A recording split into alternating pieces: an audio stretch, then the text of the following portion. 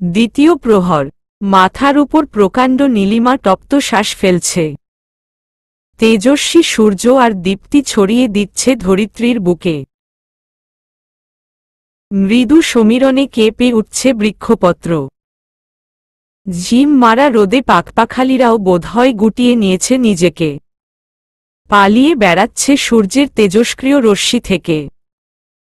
মৃদু আলোয় চেয়ারে হাত পা বাঁধা অবস্থায় বসে আছে মামুন। বসে আছে নয়, থাকতে বাধ্য হয়েছে। সামনে চেয়ারে পায়ের উপর পা তুলে বসে আছে পলক। অনবরত পা নাড়িয়ে চলেছে সে। সজল পলকের থেকে হাত দুয়েক দূরে দাঁড়িয়ে তাকে অবলোকন করছে। পলকের শান্ত রূপে ভাবান্বিত হচ্ছে সজল। এই যেন ঝড়ের পূর্বাভাস। সহসা পলক গম্ভীর পুরুষালী কণ্ঠে বলল, সজল, তুই এত দায়িত্ব জ্ঞানহীন কবে হলি? সজল কিছু বুঝতে পারল না। প্রশ্নাত্মক দৃষ্টিতে তাকিয়ে রইল। পলক পুনরায় বলল, আমার মামা শ্বশুর মশাই কতক্ষণ যাবৎ অনাহারে বসে আছে।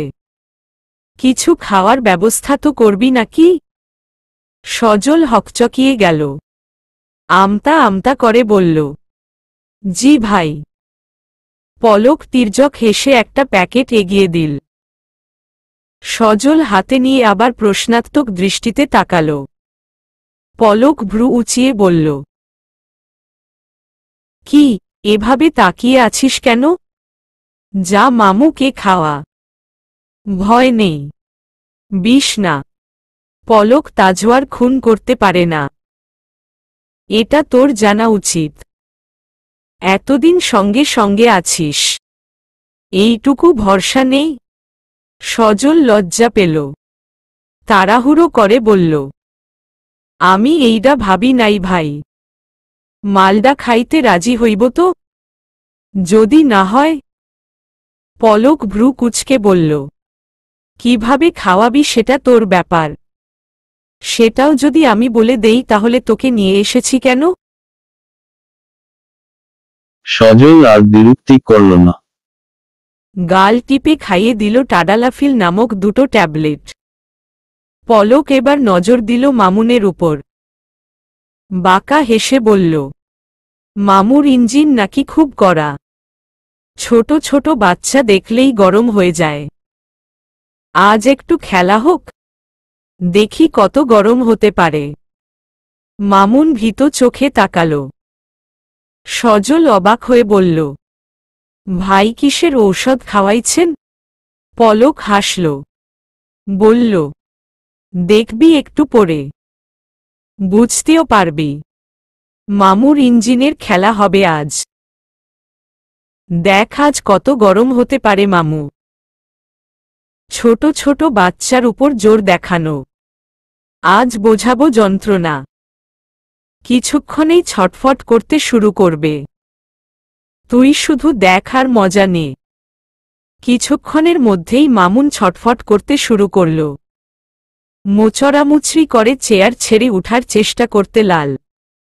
হাত পায়ের বাঁধনে টান পড়লেও অনবরত ছোটার চেষ্টা চালিয়ে যাচ্ছে মামুন। পলক আওয়াজ তুলে বলল, কি মামু, গরম হচ্ছে নাকি আরো ডোজ লাগবে? লাগলে বলতে পারেন, আরও আছে স্টকে। আনব? মামুন কিছু বলল না। বাধা শরীরের যন্ত্রণায় কেবল ছটফট করতে লাগল। আধ ঘণ্টা পর পলক অভিজ্ঞ উকিলের মতো একের পর এক প্রশ্ন করেই চলেছে। মামুনও সায় দিচ্ছে পলকের কথায়। উত্তর দিয়ে চলেছে প্রতিনিয়ত। কোনো উত্তর পছন্দ হচ্ছে আবার কোনোটা না। এক পর্যায়ে পলক সজলের দিকে তাকিয়ে বলল, তুই এখন বাইরে যা একটু। আমি মামুর সাথে প্রাইভেট মিটিং করব। সজল অবাক হলেও কোনো প্রশ্ন করল না। চুপচাপ বেরিয়ে গেল। পলক মামুনের দিকে তাকিয়ে কঠিন গলায় বলল, আমার তিয়াশার দিকে হাত বাড়ানোর অপরাধে তোর এই হাত দুটো আমি কেটে নিতে পারি এক্ষুনি। তোর পুরুষ হওয়ার কলঙ্ক ঘুচাতে দ্বিখণ্ডিত করে দিতে পারি অন্ডকোষ। যে চোখ দিয়ে আমার কৃষ্ণময়ীর দিকে কুৎসিত নজর দিয়েছিস সেই চোখ আমি উপড়ে নিতে পারি। এই পৃথিবীর অতি মূল্যবান অক্সিজেন তোর মতো পশুর ফুসফুসে প্রবেশ করছে। আমি চাইলেই পারি এই অপচয়টুকু রোধ করতে। এতে আমার হাত এক ফোঁটাও কাঁপবে না। তোর মতো জানোয়ারের বেঁচে থাকার কোনো প্রয়োজন নেই। কিন্তু আমি সেটা করব না। ক্রাইম করে জেলে গেলে আমার কৃষ্ণময়ী একা হয়ে যাবে যে। আবার তোর মতো অন্য শকুনের দৃষ্টিতে পড়বে। তাই জেলে আমি নই, যাবি তুই। কিন্তু যে হাত দিয়ে তুই আমার কৃষ্ণময়ীকে ছুঁয়েছিস, আমার কৃষ্ণময়ীর রাতগুলো ভয়াবহ করে দিয়েছিস, সেই হাত আমি অক্ষত রাখতে পারব না। তাহলে আমার বিবেক আমাকে ধিক্কার জানাবে। তাই তোর হাত দুটো আমি ভাঙব। ভয় নেই, ব্যথা দেব না, যত্ন করে ভাঙব। হাজার হোক মামা শ্বশুর বলে কথা। মামুন ভাঙা হাতের যন্ত্রণায় ছটফট করতে করতে বলল, আমাকে ছেড়ে দাও। আমি আর খারাপ কাজ করব না। কোনো মেয়ের দিকে তাকাব না, ছুবও না। ছেড়ে দাও আমাকে। পলক চেয়ারে বসে পা নাচাতে নাচাতে বলল, হাতে আর ছোঁয়ার মতো অবস্থা আছে নাকি? আর একটু মালিশ করব? মামুন মনে মনে এখান থেকে বের হওয়ার জন্য মনে মনে আল্লাহকে ডেকে চলেছে। পলক সময় গড়াতে গড়াতে আরো হিংস্র হয়ে উঠছে।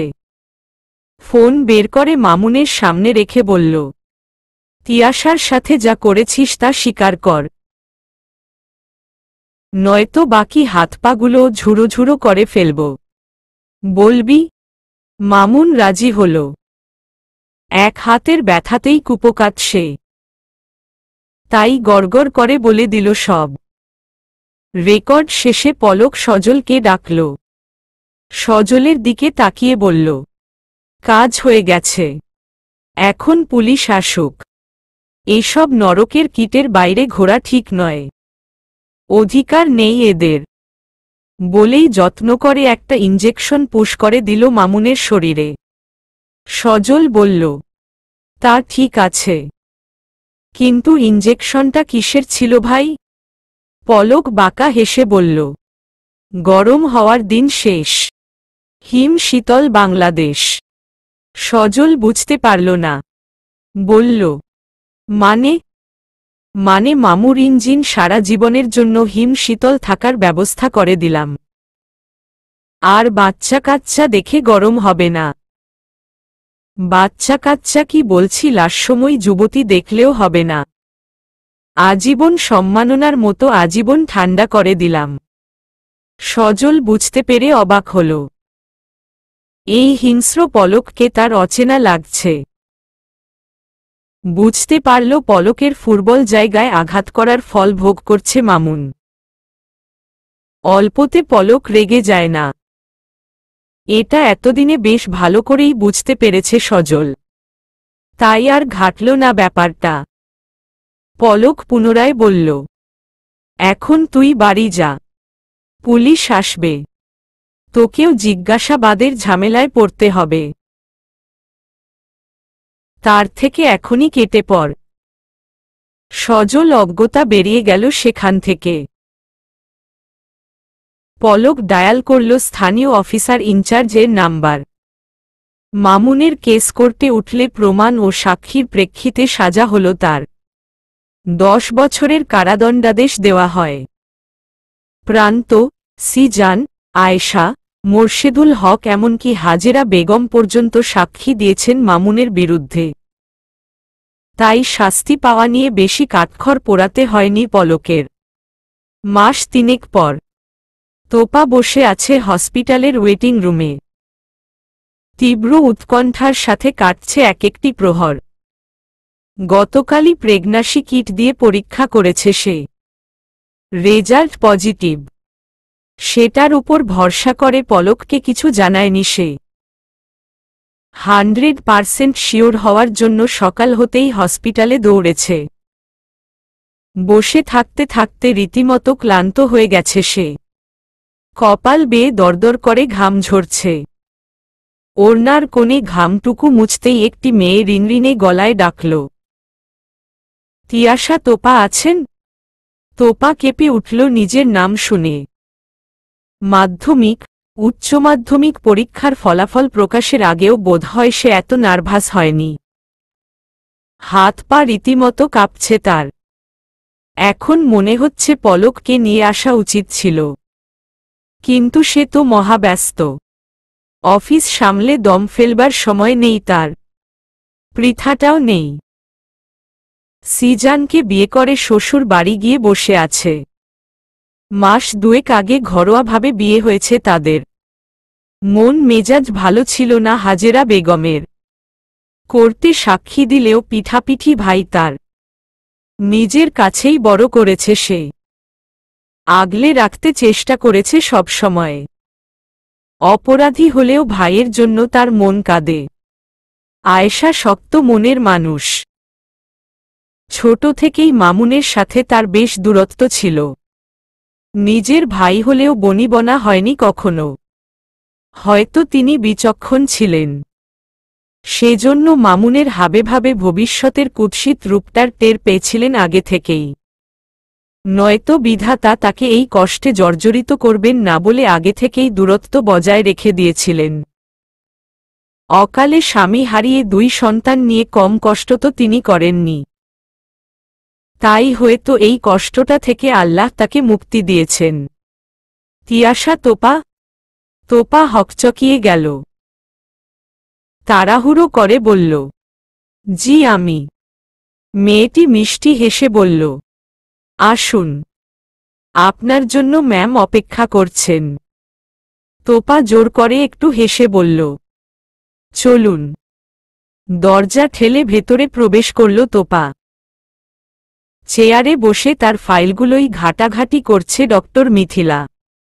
তোপাকে দেখতেই মুচকি হেসে বলল, এসো এসো, সাবধানে বসো। তোপা মৃদু হেসে মুখোমুখি বসল মিথিলার। পলক আসেনি? তোপা মাথা নাড়াল। মিথিলা অবাক হয়ে বলল, ও তো কেয়ারলেস নয়। তবে আসল না কেন? এই অবস্থায় তোমাকে একা পাঠিয়ে দিল? আমি তো ভাবলাম বাইরে আছে।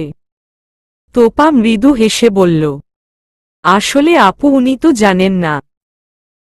জানলে আমাকে একা ছাড়তেন না। মিথিলা প্রশস্ত হাসিতে মেতে উঠল। হাসতে হাসতেই বলল, সারপ্রাইজ প্ল্যান করছো নাকি? এর থেকে ভালো সারপ্রাইজ কিন্তু ও জীবনেও পাবে না। তোপা বুকের কাঁপনগুলো আর সহ্য করতে পারছিল না। তাই মিথিলার কথার উত্তর না দিয়েই বলল, পজিটিভ। মিথিলা হাসল। বলল, হ্যাঁ, পলককে এক ট্রাক মিষ্টি পাঠিয়ে দিতে বলবে। কিন্তু তুমি এতদিনে হসপিটালে এসেছ কেন? আগে বুঝতে পারোনি? আরও আগেই বোঝা উচিত ছিল। তোপা উৎসাহিত চোখে তাকিয়ে বলল, কতদিন আপু? 9 সপ্তাহ। তোপা চমকাল না। সেই জানে তার পিরিয়ড সাইকেল ঠিক 2 মাস ধরেই অনিয়ম হচ্ছে, কিন্তু প্রেগন্যান্সির কোনো লক্ষণ বুঝতে পারেনি। বুঝবেই বা কী করে? আগে কখনো প্রেগন্যান্ট হয়েছিল নাকি? মিথিলা পুনরায় বলল, কোনো লক্ষণ প্রকাশ পায়নি? তোপা মলিন কণ্ঠে বলল, হয়তো পেয়েছে, আমি বুঝতে পারিনি। থাকি তো একা। আপনার বন্ধু আসে সপ্তাহে 1 বার অথবা 2 বার। কোনো সপ্তাহে 7 দিনই থাকে, আবার কোনো সপ্তাহে আসতেই পারে না। কিন্তু সে তো আর এসব বুঝবে না। অভিজ্ঞ কেউ থাকলে হয়তো বুঝতে পারত। মিথিলা কিছুক্ষণ ভাবল, তারপর ধীরে সুস্থে বলল, আমার তোমাদের ব্যক্তিগত জীবনে ইন্টারফেয়ার করা ঠিক না। তবুও বলছি এখন আর একা একা থেকো না। এবার পলককে বলো বাড়ি নিয়ে যেতে। কোনো সময় কোনো বিপদ হয় বলা যায় না। তাছাড়া তোমার এক্সট্রা কেয়ার দরকার। অফিস সামলে সে তোমার যত্ন করতে পারবে না। একা থাকতে থাকতে তুমি ডিপ্রেশনে চলে গেলে বাচ্চার ক্ষতি হবে। পলককে বুঝিয়ে বলো তুমি। তোপা হাসল। বলল, সে তো আগেই বাড়ি নিয়ে যেতে চেয়েছিল, আমিই যাইনি। চেয়েছিলাম নিজের একটা পরিচয় তৈরি করে নেই। তারপর যাব। কিন্তু তার আগেই তো অঘটন ঘটে গেল। মিথিলা শাসানোর ভঙ্গিতে বলল। এই মেয়ে অঘটন কোনটাকে বলছো? এটা তোমার সৌভাগ্য। আর কখনো বলবে না, আল্লাহ নারাজ হবেন। তোপা মৃদু হাসল। সে তো জানে এটা তার পরম সৌভাগ্য, একটা সুস্থ সবল পরিবার পাওয়ার সৌভাগ্য। পলক আসতেই তোপা হসপিটালের ফাইল এগিয়ে দিল। পলক ভ্রু কুঁচকে তাকাল। তপার আগাগোড়া পর্যবেক্ষণ করে বলল, হসপিটালে গিয়েছিলে? কি হয়েছে তোমার? ঠিক আছো তুমি? আমাকে কেন বলনি? তিয়াশা, খারাপ কিছু হয়নি বলো। তোপা মুখ টিপে হাসল, বলল, খারাপ কিছুই তো হয়েছে। আমি মুটিয়ে যাব, দীর্ঘদিন অসুস্থ থাকব। যে পেটে আপনি পরম আদরে ওষ্ঠ ছুঁয়ে দেন, সেই পেটের উপর অনেকগুলো দাগ পড়বে, আর আগের মতো মসৃণ থাকবে না। এই হালকা পাতলা আমি, যাকে ইচ্ছে করলেই কোলে তুলে ঘুরতে পারেন, তাকে হয়তো আর তুলতেই পারবেন না। মুটিয়ে গিয়ে আর মায়াবী দেখাবে না। পুরো 9 মাস অসুস্থ থাকব আমি। আচ্ছা, তখন অসুস্থ আমিটাকেও কি একইভাবে ভালোবাসবেন আপনি? পলক যা বোঝার বুঝে গেল। তোপা পলক ফেলার আগেই কোলে তুলে নিল। ঘুরতে লাগল অনবরত। তোপা ঘাবড়ে গিয়ে দুহাতে শক্ত করে ঝাপটে ধরল পলকের গলা। কপালে ঠোঁট ছুঁয়ে শক্ত করে জড়িয়ে ধরল বুকের ভেতর। তোপাও বিড়াল ছানার মতো গুটিয়ে গেল, লেপ্টে রইল বুকের সাথে।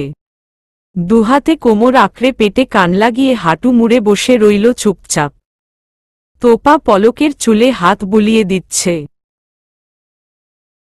আলতো করে ঠোঁট ছুঁয়ে আবার কান পেতে রইল। কিছুক্ষণ পর, আমার না পাগল পাগল লাগছে, কেমন যেন সুখ সুখ লাগছে। তোমারও কি এমন লাগছে বউ? তোপা তৃপ্তির হাসি ফুটিয়ে তুলল ঠোঁটের কোণে। মুখ নামিয়ে চুমু এঁকে দিল পলকের কপালে। পলক অপলক চেয়ে রইল। হঠাৎ করেই বুঝি তার কৃষ্ণময়ীর মায়াময়ী রূপ বেড়ে গেছে, ছলকে ছলকে পড়ছে, গা বেয়ে গড়িয়ে যাচ্ছে। সেই মায় আচ্ছাদিত হচ্ছে তাদের চারপাশ। আমরা কাল বাড়ি যাব, ঠিক আছে? পলকের এহেন কথা শুনে তোপা চমকে উঠল। বলল, কালি? পলক মৃদু হেসে বলল, হুম, কালি। আমার বাবা মাকে এই আনন্দ থেকে বঞ্চিত করতে পারি না আমি, তাই কালই যাব। আমার ভয় করছে যে।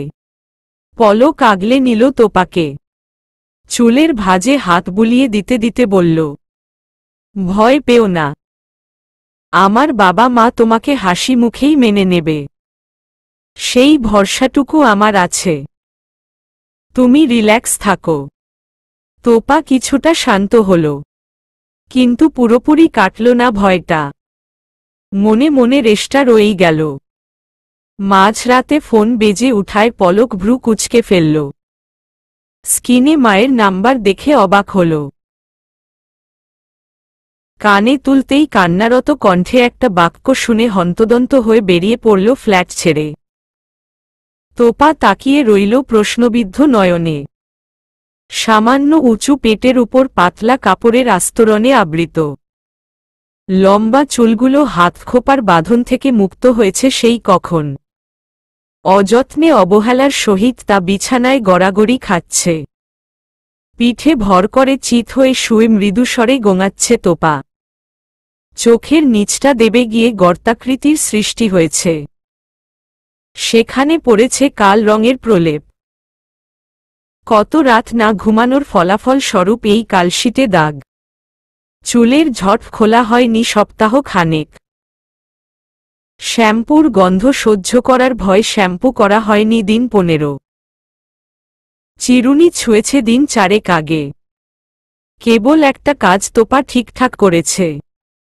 সেটা হচ্ছে দেয়ালের দিকে তাকিয়ে থাকা, অপলক নয়নে চেয়ে থাকা। ডান কাত হয়ে পেটের উপর হাত রেখে মৃদু আওয়াজে বলল, মাকে আর কত কষ্ট দিবি সোনা? মা তো একা একা সহ্য করতে পারছে না। তোর বাবাটা থাকলে সব সহ্য করে নিতাম আমি। মনোবল খুঁজে পাই না যে এখন। তোরাও যদি এত জ্বালাতন করিস, মা কিভাবে সহ্য করি বলতো? একটু তো শান্ত হয়ে থাকতে পারিস মায়ের মতো করে। বাবার মতো দুষ্টুমি তখন করিস যখন বাবা চলে আসে তোর কাছে, তোর মায়ের কাছে। তখন সব কষ্ট আমি সহ্য করে নেব। এখন একটু শান্ত হয়ে থাক না মা। মিনিট কয়েক যাওয়ার পর তোপা পুনরায় ব্যথায় কুকিয়ে উঠল। গত 2 দিন ধরে থেকে পেটে ব্যথা হচ্ছে তার। ডক্টর মিথিলার সাথে কথা হয়েছে এ নিয়ে। সে বলেছে এটা নরমাল ব্যথা। কিছু কিছু ক্ষেত্রে কনসিভ করার 4 থেকে 5 মাস পর্যন্ত এরকম ব্যথা হতে পারে। ভয়ের কিছু নেই, তবে সেটা সহ্য ক্ষমতার বাইরে চলে গেলে ডক্টরের পরামর্শ নিতে হবে। তোপা এখনো দাঁত কামড়ে সহ্য করে নিচ্ছে সব ব্যথা। কিছুদিন যাবৎ তোপা আরও কিছু সমস্যার সম্মুখীন হয়েছে। মাছ খেতে পারে না।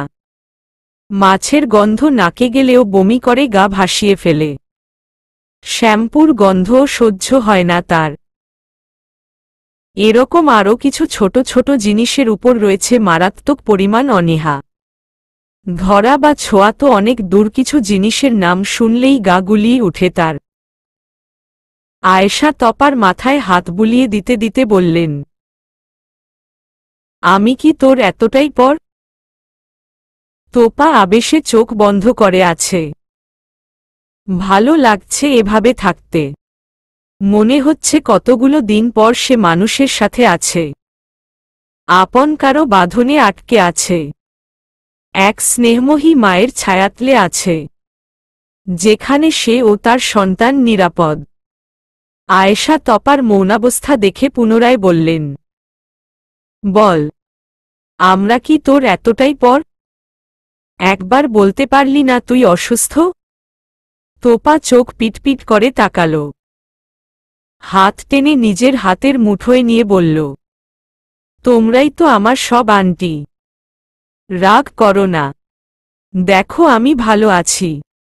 তোমরা তো এটাই চাইতে, তাই না?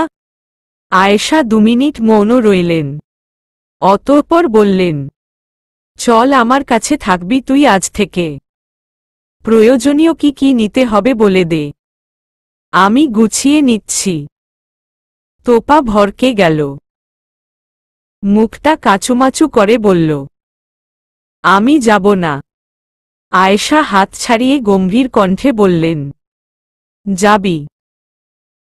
100 বার যাবি, 1000 বার যাবি। তোপা উঠে বসল। আয়েশার হাত পুনরায় নিজের হাতের মুঠোয় পুরে বলল, আন্টি আমি এখানে ভালো আছি। হ্যাঁ মানছি একটু অসুস্থ, ঠিক হয়ে যাব কয়েকদিনেই। কিন্তু দেখো আমার মনটা সুস্থ আছে। এখানে আমি সত্যিই ভালো আছি। এখানে আনাচে কানাচে পলকের স্মৃতি ছড়িয়ে ছিটিয়ে আছে। দেয়ালে তাকিয়ে দেখ ওনার ছবি। মনে হচ্ছে আমি ওনার সাথেই আছি, একা নই। তাছাড়া আমি কথা দিয়েছি এই ফ্ল্যাট ছেড়ে কোথাও যাব না। তুমি 2 দিন আমার কাছে থেকে যাও না আন্টি। তাহলেই দেখবে আমি দ্রুত সুস্থ হয়ে গেছি। আয়েশা কিছুক্ষণ ভাবলেন, অতঃপর মৃদু স্বরে বললেন, পৃথাকে আসতে বলবো? তোপা মুচকি হেসে বলল, আন্টি পৃথা এখন সংসারী হয়েছে। ওর নিজের সংসার ছেড়ে আমাকে পাহারা দিতে চলে আসবে? এসে কদিন থাকলে কি পৃথিবী উল্টে যাবে? ভেসে যাবে সংসার? তোপা মলিন কণ্ঠে বলল, মামি অসুস্থ আন্টি, তুমি তো জানোই। অসুস্থ শাশুড়ি রেখে আমার কাছে এসে থাকলে চলবে? আয়েশা কিছু বলল না। কি বা বলবে সে? তোপা পুনরায় বলল, 3 মাসেরই তো ব্যাপার, দেখতে দেখতে চলে যাবে। তুমি 2 দিন থাকো, আর মাঝে মধ্যে সময় করে এসো, তাহলেই হবে। এত ভেবো না, আমি ঠিক আছি। কথা হয়েছে পলকের সাথে? আয়েশার কথা শুনে তপার মুখ মলিন হল। জোর করে ঠোঁটের কোণে মৃদু হাসি ফুটিয়ে বলল, সে তো ব্যস্ত আন্টি, যতটুকু সময় পায় কথা বলে। অপারেশন হয়েছে গতকাল, হসপিটালে দৌড়াতে দৌড়াতে তার অবস্থাই শোচনীয়। কথা বলার সময় কোথায়? আয়েশা তপার কিশোরী মনের মৃদু অভিমান ভেবে নরম কণ্ঠে বলল, অভিমান হয়েছে মা? তোপা মাথা নাড়াল, বলল, এই সময় অভিমান করলে আমার পাপ লাগবে আন্টি। তার দিক থেকে কোনো কমতি নেই, সে যথেষ্ট চেষ্টা করে চলেছে আমাকে ভালো রাখার। একটুখানি সময় পেলেই কথা বলে আমাকে মাতিয়ে রাখতে চায়। হয়তো পারে না সব সময়, কিন্তু সে চেষ্টা করে আন্টি। আমার প্রায় ধ্বংস জীবনটা সে রঙিন আলোয় সাজিয়ে দিয়েছে। মরে যাওয়া মনটাতে ভালোবাসার বীজ বুনেছে। তার জীবনের ভয়াবহ সময়টাতে আমি অভিমান করতে পারি না। তার ক্ষতটা তো এখন আমারও ক্ষত, তার ব্যথাতে আমারও ব্যথা, তার জীবনের ক্রাইসিস তো আমারও আন্টি। তবে কিসের অভিমান, কিসের অভিযোগ? আয়েশা কিছু বলল না, কেবল তোপা মাথায় হাত বুলিয়ে দিল। মুখ এগিয়ে চুমু খেল কপালে। প্রায় মাস খানেক আগে পলকের মায়ের ফোন পেয়ে রাতের আধারেই ছুটে চলে যায়। বাড়ি ফিরে হসপিটালে নিতে হয় বাবা রায়হান তাজওয়ারকে। হার্ট অ্যাটাক হয়েছে তার। ওয়াশরুমে যাওয়ার সময় মাথা ঘুরে পড়ে যায়। অতঃপর পলককে ফোনে জানায় পায়েল তাজওয়ার। পলক ফিরে হসপিটালে নিয়ে গেলে কর্তৃপক্ষ জানালো হার্ট অ্যাটাক করেছেন তিনি। পরীক্ষা নিরীক্ষার পর 3টে ব্লক ধরা পড়ল হার্টে। চর্বি জমে হৃদযন্ত্রের রক্তনালী বন্ধ হয়ে গেছে। শুরুতে এনজিওপ্লাস্টি অর্থাৎ রিং পরিয়ে সরু পথ বড় করার ব্যবস্থা করতে চাইলেন। পরে সেটাতে হবে না বুঝতে পেরে পরামর্শ দিলেন ওপেন হার্ট সার্জারি করার। শরীরের অন্য জায়গা থেকে রগ কেটে নিয়ে পুরো বুক চিরে সেই রগ হৃদযন্ত্রে বসিয়ে দেওয়া হবে। পলক সিদ্ধান্ত নিল সিঙ্গাপুর নিয়ে যাওয়ার। মায়ের কাছে বলতেই সেও রাজি হয়ে গেলেন। অতঃপর শুরু হল নতুন যাত্রা। এক পক্ষকাল যেতেই পলক মা বাবাকে নিয়ে উড়াল দিল সিঙ্গাপুরের পথে। সেখানে পরীক্ষা নিরীক্ষার পর 11 দিনের মাথায় শুরু হল অপারেশন। দীর্ঘ 10 ঘন্টা চলল অপারেশন। তারপর হাসিমুখে বের হল ডক্টর। পলকও যেন হাফ ছেড়ে বাঁচল খানিকটা। এতদিনের ধরে রাখা নিঃশ্বাসগুলো সপাটে বেরিয়ে এলো। সিঙ্গাপুর যাওয়ার আগের দিন বিকেলে এসেছিল পলক তপার কাছে। দীর্ঘক্ষণ বুকে আগলে রেখেছিল, জড়িয়ে রেখেছিল সস্নেহে, মমতায়, ভালোবাসায়। গালে হাত রেখে নয়নে নয়ন মিলিয়ে বলেছিল অনেক অনেক নিষেধ বাক্য। তোপা দুচোখ ভরে দেখেছিল প্রিয় মুখখানা। দোকানে মন্ত্রের মতো শ্রবণ করেছিল স্বপ্ন পুরুষের কণ্ঠনালী বেদ করে আসা শব্দমালা। আমি আমার জানটা রেখে যাচ্ছি এখানে, শুধু দেহটা নিয়ে যাচ্ছি টেনে হিচড়ে। তুমি কথা দাও আমার আমানতের খেয়াল রাখবে। বিন্দু পরিমাণ অবহেলা, অযত্ন করবে না। মাত্র 3 মাস কৃষ্ণময়ী। আমি আমার বাবাকে সুস্থ করে নিয়ে আসি। তারপর নিজের বাবা হওয়ার সব দায়িত্ব আমি পালন করব। 3টে মাস একটু সহ্য করে নাও না কৃষ্ণময়ী। আমি জানি তোমার কষ্ট হবে। হয়তো মাঝে মাঝে ভীষণ কান্না পাবে। কিন্তু তুমি কাঁদবে না। শুধু জানবে তোমার পলক তোমার কাছেই আছে। তোমার পলকের সত্তা তোমার কাছে আছে। তুমি যদি ভালো থাকো, আমার সন্তানের খেয়াল রাখো, তবেই আমি ভালো থাকব। ভালো রাখবে তো আমাকে? রাখবে আমার কৃষ্ণময়ী আর আমার আগামী প্রজন্মের খেয়াল? তপার চোখের কার্নিশ বেয়ে গড়িয়ে যাওয়া জলটুকু সন্তর্পণে মুছে ফেলেছিল। বুক পেরিয়ে আসা দীর্ঘশ্বাস লুকিয়ে কান্নাটুকুও গিলে ফেলেছিল। পলক পুনরায় বলেছিল, ফ্ল্যাটের বাইরে যেও না কৃষ্ণময়ী। দরকার হলে প্রান্ত, সিজান ওদের বলবে। পৃথা আর আন্টিও তো আছে। এছাড়াও যদি প্রয়োজন হয় সজলকে বলতে পারবে। ওকে চোখ বন্ধ করে বিশ্বাস করা যায়। জীবন দিয়ে দেবে, তবুও তোমাকে রক্ষা করবে। আমি মিথিলাকেও বলে রেখেছি, তোমার রুটিন চেকআপ করে নেবে। তাছাড়াও প্রয়োজন হলে যেতে পারো। ও তোমাকে অপেক্ষা করাবে না। রান্নার লোক তো ঠিক করাই আছে। এছাড়াও যদি কাউকে লাগে সজলকে বলবে। ও ঠিক জোগাড় করে দেবে। ওয়াশরুমে সাবধানে যাবে। আমি না তোমার চিন্তায় পাগল হয়ে যাব। সত্যি পাগল হয়ে যাব। কিছুক্ষণ মৌন থেকে আবারও বলেছিল, বলো না কৃষ্ণময়ী। ভালো রাখবে তো নিজেকে? অপেক্ষা করবে তো আমার? তোপা মৃদু হেসে বলেছিল, একসাথে বুড়ো হওয়া বাকি তো। অপেক্ষা না করে কোথায় যাব? আপনি বাবাকে সুস্থ করে নিয়ে আসুন। আমি বাবা মায়ের ভালোবাসার কাঙাল। আমি সবার ভালোবাসায় বাঁচতে চাই পলক। আমার সন্তানকে একটা সুস্থ পরিবার দিতে চাই। আপনি অতি দ্রুত ফিরে আসুন। এরপর আর মুখে কোনো কথা নয়। সময় কেটেছে ঠোঁটের তাপে, কিছু উষ্ণ আলিঙ্গনে, ভালোবাসায় আবদ্ধ হয়ে, অনাগত ভবিষ্যতের ভাবনায় কিছু আবেগঘন স্পর্শে। রাতের আধার কেটেছে প্রায় আধ ঘণ্টা। তোপা গুটিসুটি মেরে শুয়ে আছে। চোখের কার্নিশে দুফোঁটা জল চিকচিক করছে তার। এক হাত সগৌরবে উঁচু হয়ে থাকা পেটের উপর। প্রেগন্যান্সির মাত্র 4 মাস চলে। সময়ের তুলনায় পেট অতিরিক্ত বড় হওয়ায় মিথিলার শরণাপন্ন হয়েছিল তোপা। কাল বিকেলে একা একাই চলে গিয়েছিল চেম্বারে। মিথিলা মেয়েটাকে তোপার বড্ড পছন্দ। খুশি খুশি সংবাদগুলো তো সেই দেয় তাকে। যেমন কাল বিকেলে একরত্তি দুশ্চিন্তা নিয়েই গিয়েছিল সে। সময়ের তুলনায় পেট বড় হওয়া নিয়ে চিন্তা হলেও ভেবেছিল বাবুটা বোধহয় তার বাবার মতো এখনই সুঠাম দেহ নিয়ে চলে আসবে। কিন্তু মিথিলা সেই একরত্তি দুশ্চিন্তার বদৌলতে একরাশ আনন্দ দিয়ে ফেরত পাঠিয়েছে তাকে।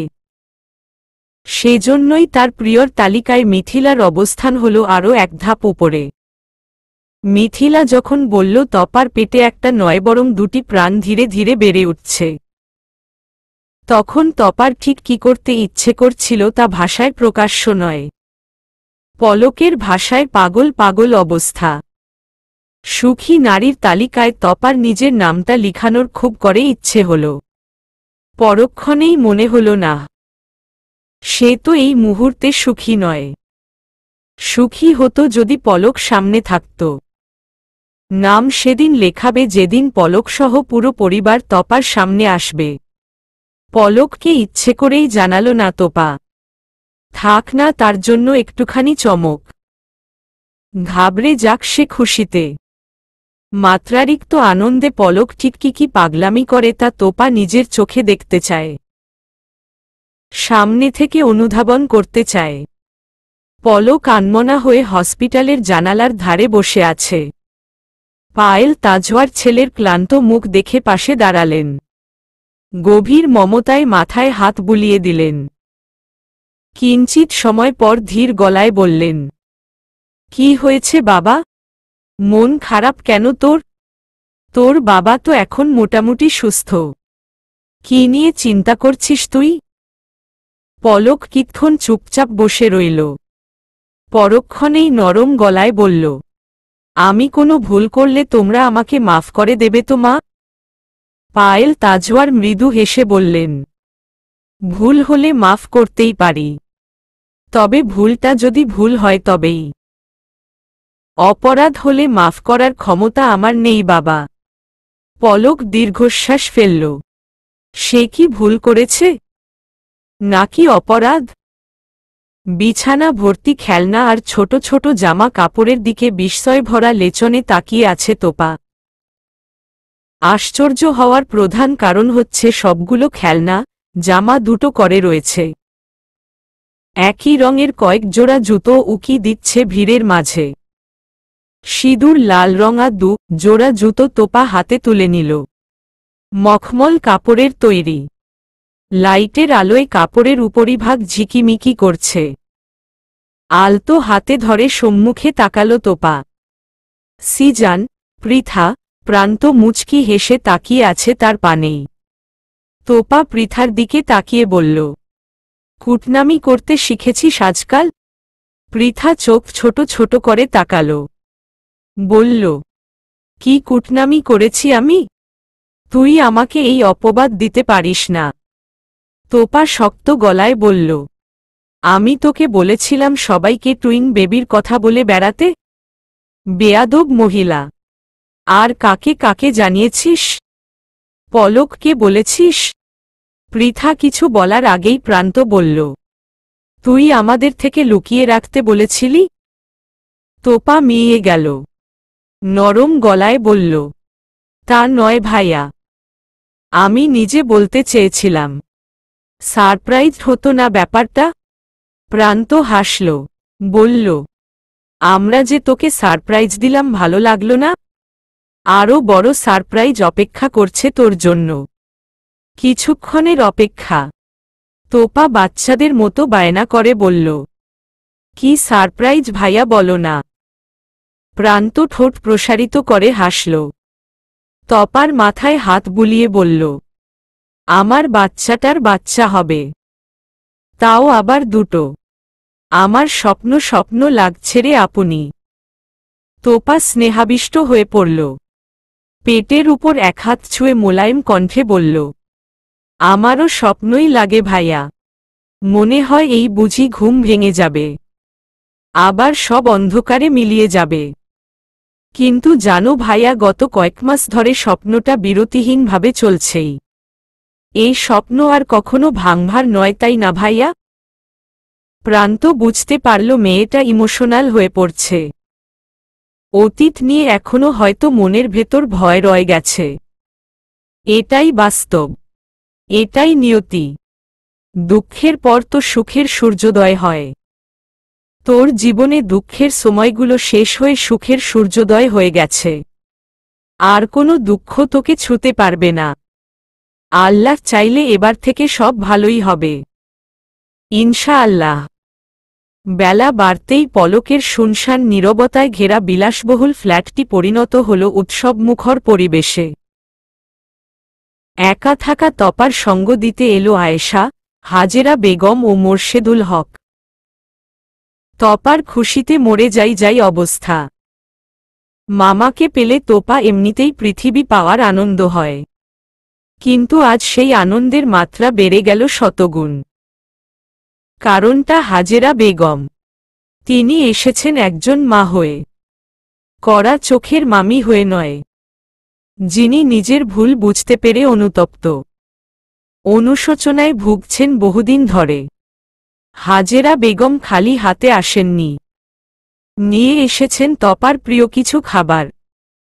তার মধ্যে অন্যতম আমরার আচার, ভাজা চিংড়ি, শুটকি গুঁড়ো এবং ঢ্যাপের নাড়ু। তোপা নাড়ু দেখে মামির দিকে তাকিয়ে বলল, আমার জন্য? হাজেরা বেগম মাথা নাড়িয়ে সায় জানালেন। তোপা বিনা দ্বিধায় মুখে পুরে নিল। তৃপ্তির হাসি ফুটিয়ে তুলল ঠোঁটের কোণে। মামি, তুমি এই নাড়ুটা কি যে ভালো বানাও না। ঠিক আগের মতোই। ছোটবেলার স্বাদ এখনো মুখে লেগেছিল। এত বছর পর সেই স্বাদ পুনরায় ফিরে পাচ্ছি। কিন্তু এখন তুমি এসব কোথায় পেলে মামি?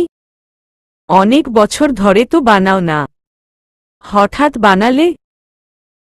হাজেরা বেগম কিছু বলার আগেই সিজান বলল, তোর জন্য বানিয়েছে। জানিস কত কষ্ট করে ঢ্যাপের চাল জোগাড় করতে হয়েছে আমাকে। আজকাল কি এসব পাওয়া যায়? তারপর ভেজে নাড়ু বানিয়ে নিয়ে এসেছে। জানিস আমাকে একটা ছুতে পর্যন্ত দেয়নি।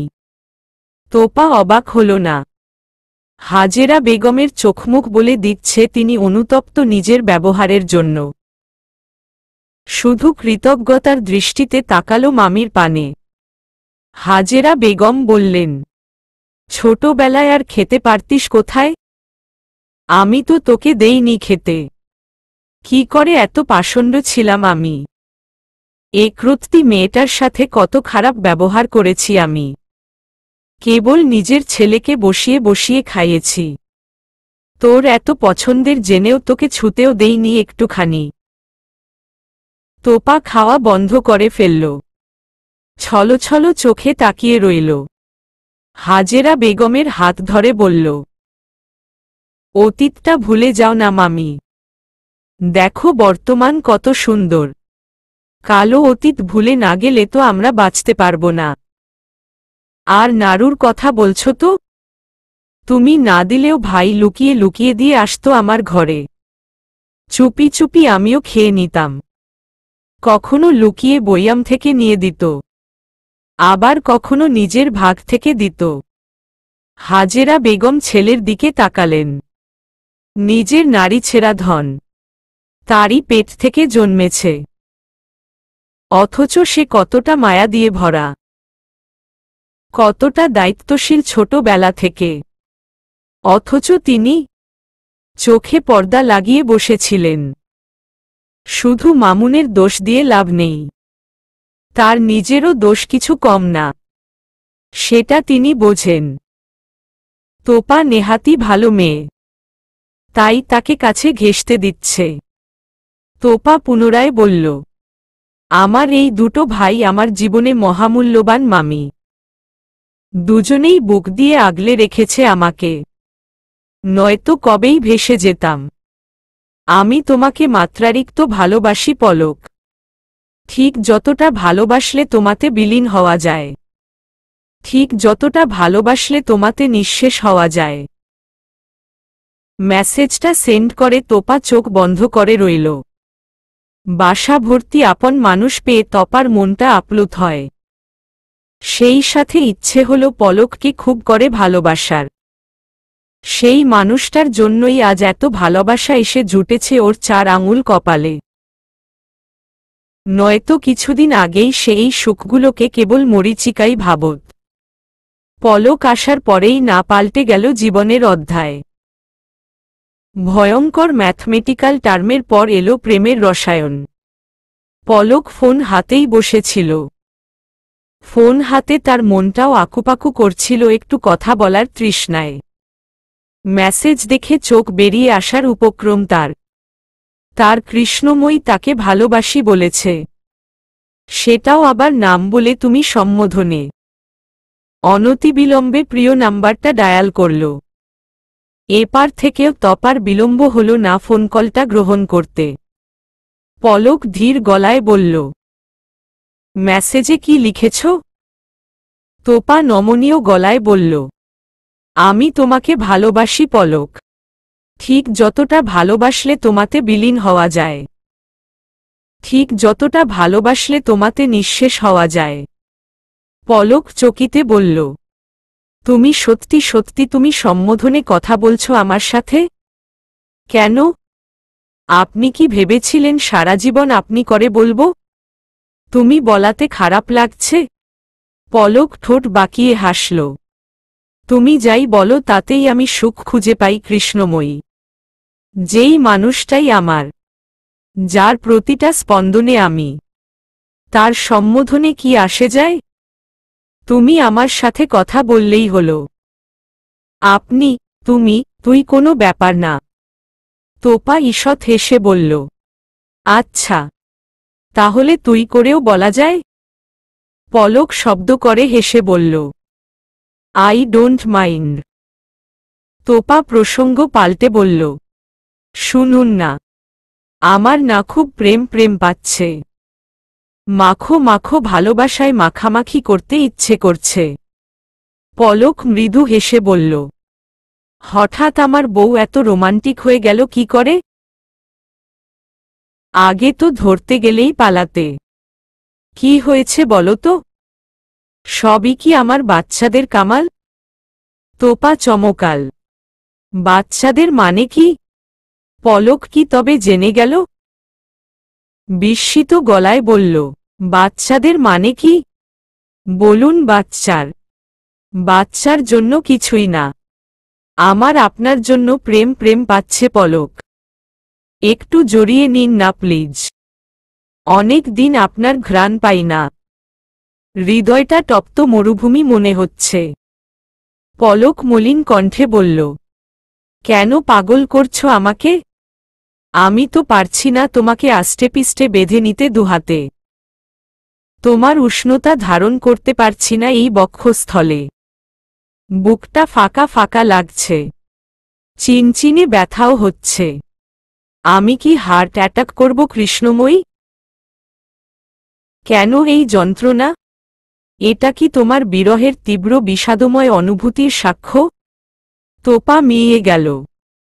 কণ্ঠনালীর গোড়ায় এসে আটকে রইল না বলা বহু প্রেমালাপন। বক্ষস্থলে বয়ে গেল হিম শীতল সমীরণ। অন্তরিক্ষের ন্যায় বিশালতায় ঘেরা হৃদয়টা সংকীর্ণ গণ্ডিতে আবদ্ধ। শুধু একজনের ভালোবাসার অনুভূতির গণ্ডিতে।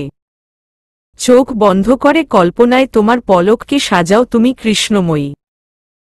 অনুভব করো। দেখতে পাবে। ভিডিও কলে তো আসবে না। না নিজে দেখবে আর না আমাকে দেখতে দেবে। পলকের গম্ভীর কণ্ঠে সহসা কথাগুলো শুনে তোপা মৃদু কেঁপে উঠলেও নিজেকে সামলে নিল। আপনাকে দেখতে হলে চোখ বন্ধ করতে হয় না। আমার রুমে ঢুকলেই দেখতে পাই আমি। পলক ভাবুক হল। বলল, তোমার রুম? তুমি কোথায়? তাজমহলে না? তপার কণ্ঠটা এবার কঠিন শোনাল। কেন তাজমহল কি আমার নয়? আমি কি অতিথি এখানের? যে মানুষটার পা থেকে মাথা অবধি আমার, যার শরীরের রক্ত, মাংস, অঙ্গপ্রত্যঙ্গ, শিরা উপশিরা, দমনী, অস্থিমজ্জা সব আমার, তার ফ্ল্যাটের একটা রুমও আমার বলতে পারবো না? পলক ঘাবড়ে গিয়ে বলল, রাগো কেন? আগে তো কখনো বলনি এভাবে। তাই হজম করতে পারছি না। একটু তো রয়েশয় অ্যাটাক দাও। কি হয়েছে বলো তো তোমার? তোপা দুদণ্ড জিরিয়ে নিল। গভীর স্বরে বলল, আমার তোমাতে পিষ্ট হতে ইচ্ছে করছে তো। পলক কণ্ঠে আকুলতা মিশিয়ে বলল, আর মাত্র কিছুদিন শোনা। তারপর আর কাজ ছাড়া করব না। একদম হৃদয়ের মণিকোঠায় লুকিয়ে রাখব। একটু ধৈর্য রাখো। আমি ফিরব। খুব শিগগিরই। তোপা মৃদুস্বরে বলল, সেই সুমধুর দিনের অপেক্ষায়। আতিথেয়তা শেষে সবাইকে বিদায় জানালো তোপা। কেবল রয়ে গেল হাজেরা বেগম। দুদিন থাকবেন তিনি। প্রান্ত মায়ের সাথে নিজের বাড়ি এবং পৃথা সিজানো মোর্শেদুল হকের সাথে শ্বশুর বাড়ি চলে গেছে। হাজেরা বেগম একা তোপাকে সঙ্গ দিতে দুদিনের সময় নিয়েছেন। পুনরায় নীরবতায় ছেয়ে গেল ফ্ল্যাটের ভেতরের পরিবেশ। হাজেরা বেগম মাগরিবের নামাজের পর একটু শুয়েছেন। শরীরটা তারও ঠিক নেই। তবুও একা, এতিম মেয়েটির একাকিত্ব ঘুচাতে রয়ে গেলেন। একসময় করা পাপের প্রায়শ্চিত্ত করতে চান তিনি এভাবেই, তপার সঙ্গ দিয়ে, তাকে ভালো রেখে। তেল হাতে বিছানার উপর বসে দেয়ালে টাঙানো বিশালাকৃতির ছবিটির দিকে তাকিয়ে আছে তোপা। ছবিটির ব্যক্তি পলক হলেও মালিক তোপা। সাদা পাঞ্জাবি পরিহিত পলক সদা হাসোজ্জ্বল মুখে তাকিয়ে আছে সামনের দিকে। ঠোঁটের সাথে সাথে হাসছে তার চোখও। সামনের কোনো মানুষ অথবা দৃশ্যের দিকে তাকিয়ে অমায়িক এই হাস্যোজ্জ্বল ছবিটি ক্যামেরাবন্দি করেছে প্রান্ত। তোপা আসার মাসখানেক আগের আলেখ্য এটা। ভার্সিটির কোনো এক অনুষ্ঠানে দুবন্ধু একত্রিত হয়েছিল। তখনই সুযোগ বুঝে এই মোক্ষম কাজটা করে ফেলেছে প্রান্ত। তোপা পলকের ফেসবুক ওয়াল থেকে সংগ্রহ করেছে ছবিটা। পলক সিঙ্গাপুর যাওয়ার কয়েকদিন পর সিজানকে দিয়ে বাঁধিয়ে আনিয়েছে ছবিটা। উদ্দেশ্য সারাক্ষণ চোখের সামনে পলকের মুখাবয়ব উপস্থিত রাখা। উঠতে বসতে সবসময় পলকের সুশ্রী মুখটা চোখের মণিতে ফুটে ওঠা। শুধু উঠতে বসতে নয়, তোপা শুয়ে থেকেও স্পষ্ট দেখতে পায় দেয়ালে সেঁটে দেওয়া ছবিটি। বোধহয় তখন আরও ভালো করে দেখা যায়। হাজেরা বেগম তোপাকে তেল হাতে বসে থাকতে দেখে পাশে বসলেন। মলিন কণ্ঠে শুধালেন, আমি দিয়ে দেব? তোপা খুশি হল ভীষণ। ইচ্ছে করছিল না এখন এই চুলের ঝোঁককি সামলাতে, কিন্তু না সামলেও উপায় নেই। এমনিতেই চুলের যত্নে অভাব হচ্ছে, তেলটুকুও না দিলে তো নষ্ট হয়ে যাবে। তাই নিজের উপর জোর খাটিয়ে হলেও চেষ্টা করে যত্নে রাখার। পলকের পছন্দ যে, শুধু পছন্দ নয়, মারাত্মক পছন্দ। ভালোবাসাটা তো চুলের ওপরই প্রথম এসেছিল। পলকের ভাবনায় মশগুল তোপা টেরি পেল না কখন চুলে তেল দেয়া শেষে লম্বা বিনুনি পাকিয়েছেন হাজেরা বেগম। বুঝতে পারল তখন যখন হাজেরা বেগম চিরুনি দেখিয়ে বললেন, চুল পড়ছে তো, যত্ন নিচ্ছিস না? সারাক্ষণ কি এত ভাবিস? তোপা চকিতে তাকাল, কিছু বলল না। আবার মশগুল হল আকাশ কুসুম ভাবনায়, যেন তাকে দায়িত্ব দেয়া হয়েছে সবার ভাবনা ভেবে দেওয়ার। বাস্তব ভুলে তাই তো সে মত্ত নিজের ব্যক্তিগত মানুষটার ভাবনায়। রায়হান তাজওয়ার শারীরিকভাবে বেশ খানিকটা সুস্থতা অনুভব করছেন আজকাল। মনটা তো তার বরাবরই সুস্থ, যদিও শরীরের অসুস্থতায় মনটাও খানিকটা আক্রান্ত হয়েছিল। তবে তা কেটে গেছে কিছুকাল আগেই। এখন কেবল শারীরিক সুস্থতায় আরেক ধাপ উন্নতি বাকি। তবেই ফিরে যেতে পারবেন নিজ মাতৃভূমিতে। মনটা দেশের জন্য উচাটন করে আজকাল। কিন্তু সে জানেন না তার থেকে অধীর আগ্রহে দিন গুনছে পলক। তীব্র উৎকণ্ঠা নিয়ে দিনাতিপাত করছে সে। চাইছে সময়ের চাকা আলোর গতিতে ঘুরিয়ে দিতে, কিন্তু সময় যে নিজ গতিতে চলে, এই অমোঘ সত্যটা তো অস্বীকার করার উপায় নেই। আর না আছে তা উপেক্ষা করার ক্ষমতা। চলবে।